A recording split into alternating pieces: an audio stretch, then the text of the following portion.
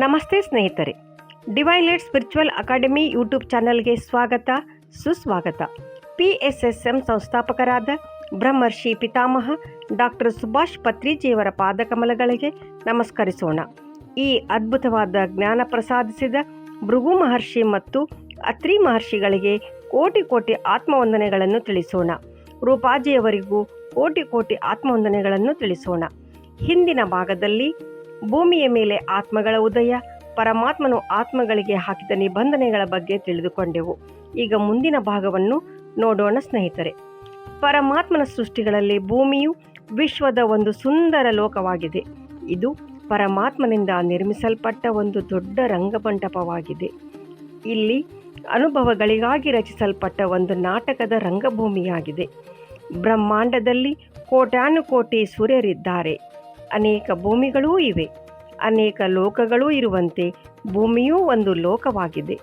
ಪ್ರತಿಯೊಂದು ಲೋಕವು ತಮ್ಮದೇ ಆದ ವೈಶಿಷ್ಟ್ಯತೆಗಳನ್ನು ಹೊಂದಿದ ಅಪೂರ್ವ ಲೋಕವಾಗಿದೆ.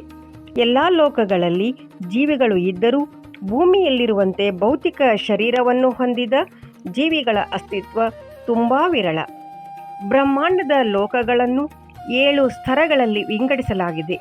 ಮೇಲಿನ ಲೋಕಗಳಾದ ಸತ್ಯಲೋಕ, ತಪೋಲೋಕ, ಹಿರಣ್ಯ ಲೋಕಗಳು ಉನ್ನತ ಮಟ್ಟದ ಲೋಕಗಳಾಗಿವೆ. ಕೆಳಗಿನ 3 ಲೋಕಗಳು ಭುವರ್ಲೋಕ, ಸುವರ್ಲೋಕ, ಜನಾಲೋಕಗಳು ಅಧಮಸ್ಥಾಯಿಯ ಲೋಕಗಳಾಗಿವೆ. ಭೂಮಿಯು ಭುವರ್ಲೋಕದಲ್ಲಿದ್ದು ಉಚ್ಚ ಮತ್ತು ಅಧಮ ಲೋಕಗಳ ಮಧ್ಯದಲ್ಲಿದೆ. ಮೇಲಿನ 3 ಲೋಕಗಳಲ್ಲಿ ಅತ್ಯುನ್ನತ ಮಟ್ಟದಲ್ಲಿ ಜೀವಿಸುತ್ತಿರುವ ಸೂಕ್ಷ್ಮ ಜೀವಿಗಳಿದ್ದು ಸತ್ಯಾನ್ವೇಷಣೆಯೇ ಇವರ ಮಹಾಗುರಿಯಾಗಿದೆ. ಇಲ್ಲಿನ ಜೀವಿಗಳು ಬೆಳಕಿನ ರೂಪಧಾರಿಗಳಾಗಿದ್ದು ಕ್ಷಣ ಮಾತ್ರದಲ್ಲಿ ಎಲ್ಲೆಡೆ ಸಂಚರಿಸಬಲ್ಲವರಾಗಿದ್ದಾರೆ. ಇಚ್ಛಾಶಕ್ತಿ ಮಾತ್ರದಿಂದಲೇ ಇಲ್ಲಿ ಸರ್ವ ಕಾರ್ಯಗಳೂ ನೆರವೇರುತ್ತವೆ. ಇವರು ಪರಮಾತ್ಮನಿಗೆ ಹತ್ತಿರವಾದ ನಿವಾಸಿಗಳಾಗಿದ್ದಾರೆ. ಇವರುಗಳನ್ನು ಪರಮಾತ್ಮನ ರಾಯಭಾರಿಗಳೆಂದೂ ಕರೆಯುವರು. ಪರಮಾತ್ಮನು ಅನೇಕ ಉದ್ದೇಶಿತ ಕಾರ್ಯಗಳನ್ನು ಕಾರ್ಯರೂಪಕ್ಕೆ ತರುವವರು ಇವರುಗಳೇ.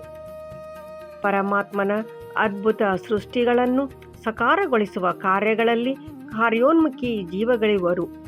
ಭೂಲೋಕ ಮತ್ತು ಅಧಮಲೋಕದ ಆತ್ಮಗಳಿಗೆ ಪರಮಾತ್ಮನ ಅರಿವಿನೊಂದಿಗೆ ಜೀವಿಸಲು ಮಾರ್ಗವನ್ನು ಬೋಧಿಸುವ ಮಾರ್ಗದರ್ಶಕರು. ಸತ್ಯಾನ್ವೇಷಣೆಗಾಗಿ ಮತ್ತು ಪರಮಾತ್ಮನ ಸಾಯುಜ್ಯವನ್ನು ಬಯಸುವ ಆತ್ಮಗಳಿಗೆ ಉತ್ತಮ ಬೋಧಕರಾಗಿ ಕಾರ್ಯನಿರ್ವಹಿಸುತ್ತಿರುವ ಮಹಾನ್ ತಪಸ್ವಿಗಳು. ಇವರುಗಳು ಪರಮಾತ್ಮನ ಕಾರ್ಯನಿಮಿತ್ತರಾಗಿ ಮತ್ತು ಅನುಭವಗಳಿಗಾಗಿ ಭೂಮಿಯ ಮೇಲೆ ಅವತರಿಸುತ್ತಿರುತ್ತಾರೆ. ಇವರು ಎಂತಹ ಮಹಾ ತಪಸ್ವಿಗಳಾದರೂ ಭೂಮಿಯಲ್ಲಿ ಜನಿಸಬೇಕೆಂದರೆ ಭೂಮಿಯ ನಿಬಂಧನೆಗಳಿಗೆ ಒಳಪಡಲೇಬೇಕು. ಬೆಳಕಿನ ಶರೀರದೊಂದಿಗೆ ಭೌತಿಕ ಕಾಯವನ್ನು ಧರಿಸಲೇಬೇಕು. ಕೆಲವೊಮ್ಮೆ ಇವುಗಳನ್ನು ಮೀರಿ ಕಾರ್ಯವನ್ನು ನಿರ್ವಹಿಸುವ ಅರ್ಹತೆಯೂ ಇವರಿಗಿದೆ. ಸೂಕ್ಷ್ಮ ರೂಪಿಗಳಾಗಿ ಬಂದು ಮಾರ್ಗದರ್ಶನ ನೀಡುವುದನ್ನು ನಾವೆಲ್ಲರೂ ಗಮನಿಸಿಯೇ ಇದ್ದೇವೆ. ಇನ್ನು ಅಧಮಲೋಕಗಳಿಗೆ ಬಂದರೆ ಅಲ್ಲಿಯ ಜೀವಿಗಳೂ ಕೂಡ ಸೂಕ್ಷ್ಮ ರೂಪಿಗಳಾಗಿದ್ದರೂ ಸ್ವಭಾವತಃ ಕೆಳಮಟ್ಟದ ಕಾರ್ಯಗಳಿಗೆ ಸೀಮಿತರಾಗಿರುತ್ತಾರೆ. ತಮ್ಮ ಸ್ವೇಚ್ಛೆ ಮತ್ತು ವೈಭೋಗ ಲಾಲನೆಗಳಲ್ಲಿ ಮುಳುಗಿರುತ್ತಾರೆ. ಭೂಮಿಯಲ್ಲಿ ಪ್ರಾಣಿ ಪಕ್ಷಿ ಸಂಕುಲನಗಳ ಪಾತ್ರವನ್ನು ನಿರ್ವಹಿಸುವ ಆತ್ಮಗಳು ಹೆಚ್ಚಾಗಿ ಇಂತಹ ಲೋಕಗಳಿಗೆ ಸಂಬಂಧಿಸಿದವುಗಳಾಗಿರ್ತವೆ. ಸ್ವಾರ್ಥ, ದ್ವೇಷ, ಅಸೂಯೆ, ಕೋಪ ಇಂತಹವುಗಳು ಈ ಲೋಕದಿಂದ ಭೂಮಿಗೆ ದೊರೆತ ಬಳುವಳಿಗಳು. ಭೂಮಿಯು ಉಚ್ಚಲೋಕ ಮತ್ತು ಅಧಮ ಲೋಕಗಳ ನಡುವಿನ ಸ್ಥಾಯಿಗೆ ಸಂಬಂಧಿಸಿದ್ದರಿಂದ, ಅಂದರೆ ಅಲ್ಲಿ ಉನ್ನತ ಲೋಕಗಳ ಜ್ಞಾನವೂ ಚೈತನ್ಯವೂ ಇರುವುದು, ಅಂತೆಯೇ ಅಧಮ ಲೋಕಗಳ ಗುಣಗಳ ಪ್ರಭಾವವೂ ಇರುವುದು. ಆದ್ದರಿಂದಲೇ ಭೂಮಿ ಎಂಬುದು ಒಳಿತು ಕೆಡುಕುಗಳ ಸಮ್ಮಿಶ್ರಣ ತಾಣವಾಗಿದೆ. ಇದಕ್ಕಾಗಿಯೇ ಭೂಮಿಯು ದ್ವಂದ್ವಗಳ ಸಾಮ್ರಾಜ್ಯವಾಗಿದೆ. ಇಲ್ಲಿ ಸಮ್ಮಿಶ್ರಣ ತಾಣವಾದ್ದರಿಂದ ನೋವು ನಲಿವು, ಸುಖ ದುಃಖ, ಆಸೆ ನಿರಾಸೆ, ಕಷ್ಟ ಸುಖಗಳ ಜೀವನ ಶೈಲಿಯು ಇಲ್ಲಿಯದಾಗಿದೆ. ಭೂಮಿಯು ತನ್ನದೇ ಆದ ಕೆಲವು ನಿಯಮಗಳನ್ನು ಹೊಂದಿದೆ. ಆ ನಿಯಮಗಳ ಬಗ್ಗೆ ತಿಳಿಯೋಣ. ಭೂಮಿಯು ದ್ವಂದ್ವಗಳ ಜಗತ್ತು. ಆದ್ದರಿಂದ ಇದನ್ನು ಶ್ರೇಷ್ಠ ಅನುಭವಗಳ ಮಂಟಪ ಎಂದು ಕರೆಯಲಾಗಿದೆ. ಮೇಲಿನ 3 ಲೋಕಗಳಾದರೂ ಶಾಂತಿಯ ಪರಮೋಚ್ಚ ವಾತಾವರಣದಿಂದ ಕೂಡಿದೆ. ಎಲ್ಲೆಲ್ಲಿಯೂ ಆನಂದ ತುಂಬಿರುತ್ತದೆ. ಇನ್ನು ಅಧಮ ಲೋಕಗಳಲ್ಲಿ ಹೆಸರೇ ತಿಳಿಸುವಂತಹ ವಾತಾವರಣವಿರುತ್ತದೆ. ಅಲ್ಲಿಯ ಆತ್ಮಗಳಿಗೆ ಅವುಗಳಿಂದ ಆನಂದ, ಖುಷಿ ಸಿಗುತ್ತದೆ. ಆದರೆ ಭೂಮಿಯು ಎರಡೂ ಥರದ ವಾಸ್ತವತೆಗಳಿಂದ ಕೂಡಿರುವುದರಿಂದ ಇಲ್ಲಿಯ ಅನುಭವಗಳಿಗೆ ಹೆಚ್ಚಿನ ಮಹತ್ವವನ್ನು ನೀಡಲಾಗಿದೆ. ಎರಡೂ ಲೋಕಗಳ ಆತ್ಮಗಳ ಪಾತ್ರವನ್ನು ನಿರ್ವಹಿಸಬಹುದು. ಆದರೆ ಭೂಮಿಯು ತನ್ನದೇ ಆದ ನಿಯಮಗಳನ್ನು ಹೊಂದಿರುವುದರಿಂದ ಅವುಗಳನ್ನು ಪ್ರತಿಯೊಂದು ಆತ್ಮವು ತಪ್ಪದೇ ಪಾಲಿಸಬೇಕಾಗುತ್ತದೆ. ಮೊದಲನೆಯದಾಗಿ, ಪ್ರತಿ ಆತ್ಮವು ಜನನ ಮರಣದ ಚಕ್ರದ ಮೂಲಕ ಹೋಗಲೇಬೇಕು. ಎರಡನೆಯದು, ಜನನವಾಗಲಿ ಮರಣವಾಗಲಿ ಜೀವಿತವಾಗಲಿ ರೂಪವನ್ನಾಗಲಿ ಹೇಗಿರಬೇಕೆಂಬುದು ನಿರ್ಣಯಿಸಿಕೊಳ್ಳುವ ಸ್ವಾತಂತ್ರ್ಯ ಆತ್ಮಗಳಿಗಿರುತ್ತದೆ. ಮೂರನೆಯದು, ಪ್ರತಿ ಆತ್ಮಗಳು ಅನೇಕಾನೇಕ ಶರೀರಗಳನ್ನು ಧರಿಸುತ್ತಾ ಪಾತ್ರ ಮಾಡುತ್ತಾ ಮುನ್ನಡೆಯಲೇಬೇಕು. ನಾಲ್ಕನೆಯದು, ಪ್ರತಿ ಜನ್ಮದ ಅಂತ್ಯದ ನಂತರ ಆತ್ಮವು ಬೇರೆ ಶರೀರವನ್ನು ಧರಿಸಬೇಕು. ಐದನೆಯದು, ಪ್ರತಿ ಜನ್ಮದ ಅನುಭವಗಳು ಆತ್ಮದಲ್ಲಿ ಶೇಖರಿಸಲ್ಪಟ್ಟಿರುತ್ತವೆ. ಆದರೆ ಮತ್ತೆ ಹೊಸ ಜನ್ಮವನ್ನು ಪಡೆದ ನಂತರ ಹಳೆಯ ನೆನಪುಗಳು ಮರೆಮಾಚಲ್ಪಡುತ್ತವೆ.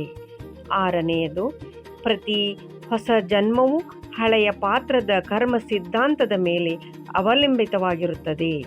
ಏಳನೆಯದಾಗಿ, ಮರಳಿ ಶಾಶ್ವತವಾಗಿ ತಮ್ಮ ಸ್ವಸ್ಥಾನಕ್ಕೆ ಹೋಗಬಯಸುವ ಆತ್ಮಗಳು ತಮ್ಮ ಪಾತ್ರಗಳ ಸಂಪೂರ್ಣ ಕರ್ಮಫಲಗಳನ್ನು ನಿಶೇಷಗೊಳಿಸಿಕೊಂಡು ಪರಿಶುದ್ಧ ಆತ್ಮವಾಗಿ ಹಿಂದಿರುಗಬೇಕು.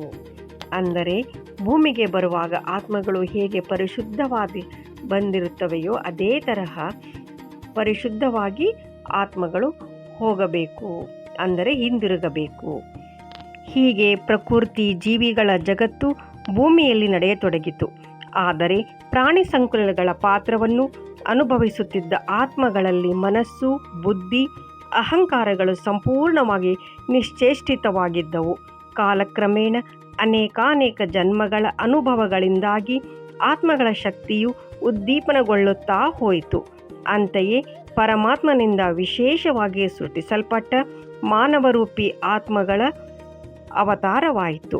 ಆ ಆತ್ಮಗಳನ್ನು ಮನೋಮಯ ಕೋಶ, ವಿಜ್ಞಾನಮಯ ಕೋಶ, ಆನಂದಮಯ ಕೋಶಗಳೊಂದಿಗೆ ಪ್ರಾಣಮಯ ಕೋಶ, ಅನ್ನಮಯ ಕೋಶಗಳನ್ನು, ಮನಸ್ಸು, ಬುದ್ಧಿ, ಅಹಂಕಾರಗಳನ್ನು ಮತ್ತು ಪರಮಾತ್ಮನೊಂದಿಗೆ ನೇರ ಸಂಪರ್ಕ ಇರಿಸಿಕೊಳ್ಳಲು ಅನುಕೂಲವಾಗುವಂತೆ ಬೆಳ್ಳಿಯ ಕಂಪನಾಹುರಿಯನ್ನು ಅಳವಡಿಸಿ ಮಾನವನ ಪಾತ್ರ ಮಾಡಲು ನೇಮಿಸಲಾಯಿತು.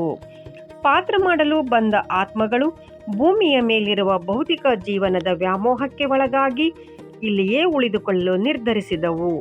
ಭೂಮಿಯ ನಿಯಮ ಅನುಸಾರವಾಗಿ ಹುಟ್ಟು ಸಾವಿನ ಚಕ್ರದಲ್ಲಿ ಹೊಸ ಹೊಸ ಶರೀರಗಳನ್ನು ಧರಿಸುತ್ತಾ ಹೊಸ ಹೊಸ ಪಾತ್ರ ಮಾಡುತ್ತಾ ಅನೇಕ ಕರ್ಮಗಳಲ್ಲಿ ಸಿಲುಕಿ ಹೋದವು. ಇದರ ಪರಿಣಾಮವಾಗಿ ಆತ್ಮವನ್ನು ಸುತ್ತುವರೆದಿದ್ದ ಆನಂದಮಯ ಕೋಶದ ಮೇಲೆ ಕರ್ಮಗಳ ಪೊರೆಯು ಬೆಳೆಯುತ್ತಾ ಹೋಯಿತು. ಆತ್ಮದ ಸಹಜ ಸ್ವರೂಪವಾದ ಶಾಂತಿ ಮತ್ತು ಆನಂದಗಳು ಕರ್ಮದ ಪೊರೆಗಳಿಂದ ಆವೃತವಾಗಿ ತಮ್ಮ ಅಸ್ತಿತ್ವಗಳನ್ನು ಕಳೆದುಕೊಳ್ಳಬೇಕಾಯಿತು. ಪರಮಾತ್ಮನೊಂದಿಗಿನ ಸಂಪರ್ಕ ಮರೆಮಾಚಲ್ಪಟ್ಟಿತು. ಇದರಿಂದಾಗಿ ಇವುಗಳ ತಮ್ಮ ನಿಜ ಸ್ವರೂಪ ಆತ್ಮ ಚೈತನ್ಯವೆಂಬುದನ್ನೂ ಮರೆತು, ಬೆಳಕಿನ ರೂಪವೆಂಬುದನ್ನೂ ಮರೆತು ಕೇವಲ ಮನುಷ್ಯರಾಗಿ ಭೂಮಿಯಲ್ಲಿ ಜೀವಿಸುವಂತಾಯಿತು. ಕೆಲವು ಆತ್ಮಗಳು ಪೂರ್ವಸ್ಥಿತಿಯನ್ನು ಮರಳಿ ಪಡೆದು ತಮ್ಮ ಸ್ವಸ್ಥಾನವನ್ನು ಸೇರಲು ಹವಣಿಸಿದವು. ಆದರೆ ಅದಕ್ಕಾಗಿ ಅವು ತಮ್ಮ ಕೋಶಗಳ ಮೇಲಿನ ಪೊರೆಗಳನ್ನು ಶುಚಿ ಮಾಡಿಕೊಳ್ಳಬೇಕಾಗಿ ಬಂತು. ಕರ್ಮದ ಲೆಕ್ಕಗಳನ್ನು ನಿಶೇಷಗೊಳಿಸಿಕೊಳ್ಳಬೇಕಾಯಿತು. ಅಂದರೆ ಕರ್ಮಗಳ ಲೆಕ್ಕವು ಸೊನ್ನೆಯಾಗಬೇಕಾಗಿತ್ತು. ಇದನ್ನು ಸಾಧಿಸಲು ಪರಮಾತ್ಮನೊಂದಿಗೆ ಸಾಯುಜ್ಯವನ್ನು ಬೆಳೆಸಿಕೊಳ್ಳಲು ಧ್ಯಾನದ ಮಾರ್ಗವನ್ನು ಕಂಡುಕೊಂಡವು.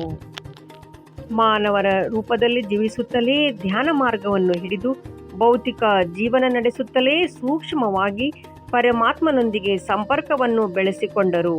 ತಾವು ಅನುಭವಿಸಿದ ಶಾಂತಿಯನ್ನು, ತಮ್ಮ ನಿಜ ಸ್ವರೂಪವನ್ನು ತಾವು ಭೂಮಿಯಲ್ಲಿ ಜನಿಸಿದ ಕಾರಣ ಜೀವಿಸುತ್ತಿರುವ ಧ್ಯೇಯ ಇವುಗಳನ್ನು ಇತರ ಆತ್ಮಗಳು ಅರಿತುಕೊಳ್ಳಲಿ ಎಂಬ ಕಾರಣದಿಂದ ಅನೇಕ ಮಾರ್ಗಗಳಿಂದ ಎಲ್ಲರಿಗೂ ತಿಳಿಸಲು ಯತ್ನಿಸಿದರು. ಇದರಿಂದಲೇ ಅನೇಕ ವೇದಗಳು ಸತ್ತಾನ್ವೇಷಣೆಗೆ ತೊಡಗಿರುವ ಮಾರ್ಗಗಳು ಕಂಡುಹಿಡಿಯಲ್ಪಟ್ಟವು.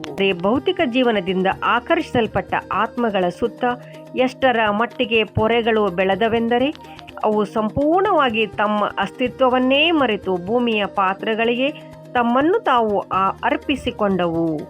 ಆದರೂ ಮುಂದುವರೆದ ತಪಸ್ವರೂಪಿ ಆತ್ಮಗಳು ಇವರುಗಳನ್ನು ಎಚ್ಚರಗೊಳಿಸಲು ತಮ್ಮ ಹಿಂದಿನ ಪ್ರಯತ್ನಗಳನ್ನು ಇಂದಿಗೂ ಮುಂದುವರಿಸುತ್ತಲೇ ಇವೆ. ಈ ನಿಟ್ಟಿನಲ್ಲಿ ಕಾರ್ಯನಿರ್ವಹಿಸುತ್ತಿರುವ ನಾವು ಮತ್ತು ನಮ್ಮಂತಹ ಅನೇಕ ಋಷಿಗಳಿದ್ದಾರೆ. ನಾವೆಲ್ಲ ತಪೋಲೋಕಗಳ ನಿವಾಸಿಗಳಾಗಿದ್ದು ಪರಮಾತ್ಮನೊಂದಿಗೆ ನೇರ ಸಂಪರ್ಕವನ್ನು ಹೊಂದಿದ್ದೇವೆ. ಪರಮಾತ್ಮನ ಅಣತಿಯಂತೆ ಭೂಲೋಕದಲ್ಲಿ ತಮ್ಮ ಅಸ್ತಿತ್ವವನ್ನೇ ಮರೆತು ಜೀವಿಸುತ್ತಿರುವ ಪ್ರತಿ ಆತ್ಮಗಳಲ್ಲೂ ಜಾಗೃತಿಯನ್ನು ಮೂಡಿಸಿ ಅವರ ಸ್ವಸ್ಥಾನಗಳಿಗೆ ತೆರಳಲು ಸಹಾಯ ಮಾಡುವುದು ನಮ್ಮ ಕರ್ತವ್ಯವಾಗಿದೆ. ಈ ಕಾರ್ಯವನ್ನು ನಿರ್ವಹಿಸಲು ನಾವುಗಳು ಸೂಕ್ಷ್ಮ ರೂಪದಲ್ಲೂ ಕೆಲವೊಮ್ಮೆ ಸ್ಥೂಲ ರೂಪದಲ್ಲೂ ಕಾಣಿಸಿಕೊಳ್ಳುತ್ತೇವೆ.